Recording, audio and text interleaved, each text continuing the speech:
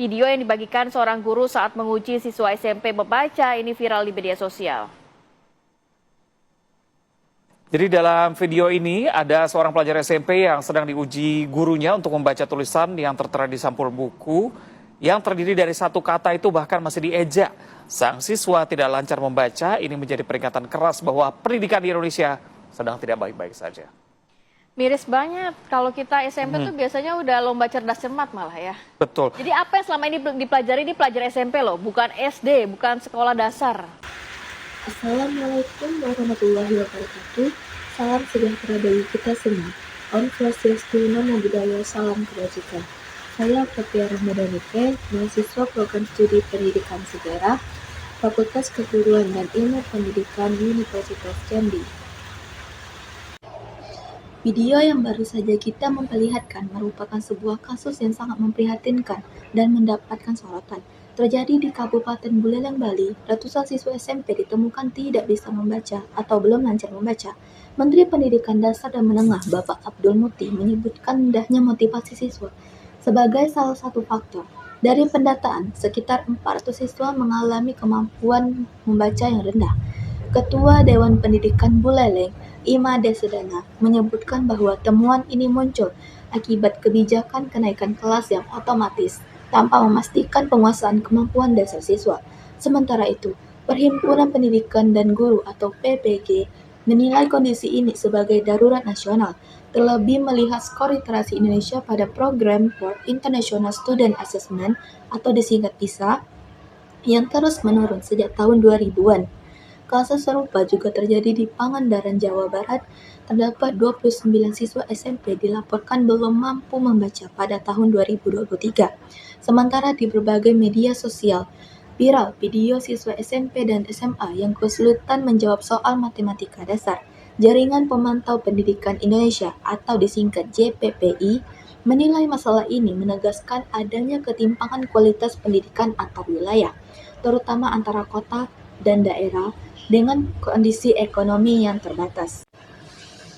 Dari berita tersebut, terdapat berbagai faktor penyebab permasalahan yang terjadi.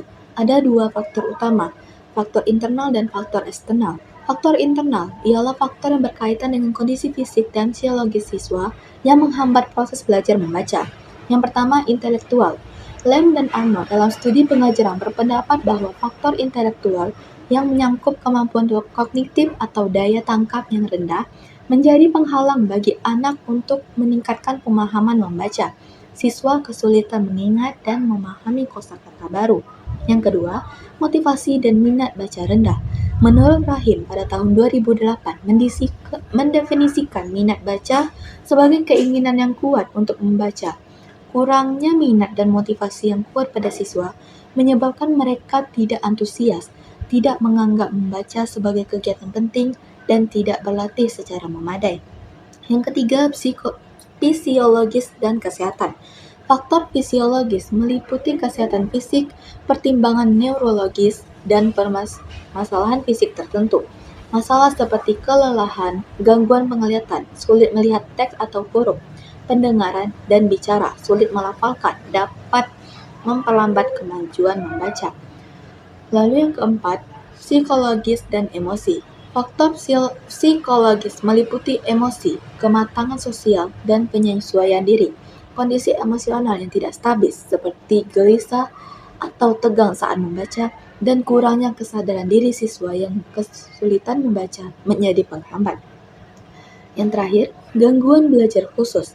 Beberapa kesulitan membaca disebabkan oleh kondisi spesifik seperti disleksia, yaitu kesulitan dalam mengenali huruf, menghubungkan bunyi huruf, dan memahami teks, meskipun tanpa masalah penglihatan, pendengaran, atau kecerdasan. Lalu, untuk faktor eksternal yang dimaksud ialah faktor yang berasal dari lingkungan tempat siswa tumbuh dan belajar, yang meliputi lingkungan keluarga, kurangnya perhatian orang tua terhadap kegiatan belajar anak, tidak adanya penanaman motivasi membaca di rumah, dan kondisi ekonomi orang tua yang terbatas dapat mempengaruhi kemampuan membaca anak.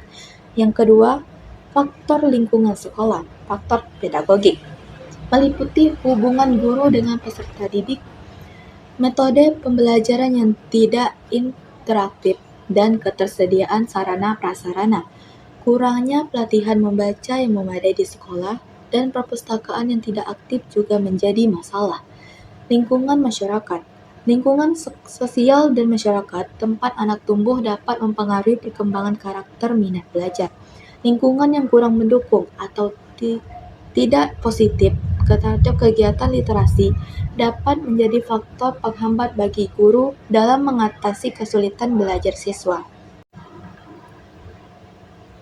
Dalam mengatasi krisis literasi tersebut memerlukan intervensi yang komprehensif dari berbagai pihak.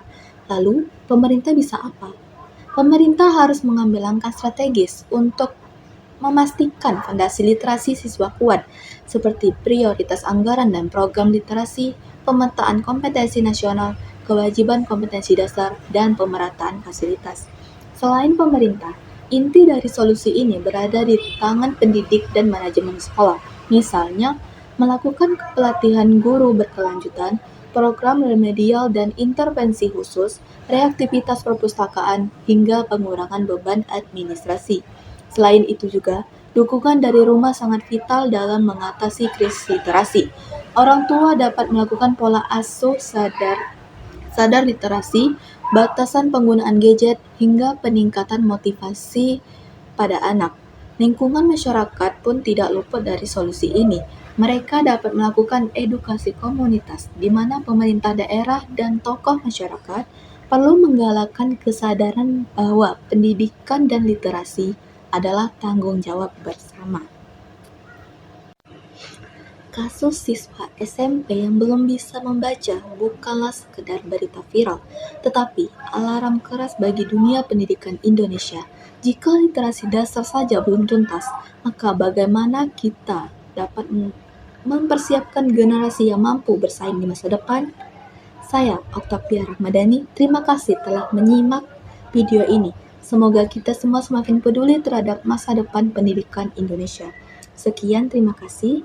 Wassalamualaikum warahmatullahi wabarakatuh.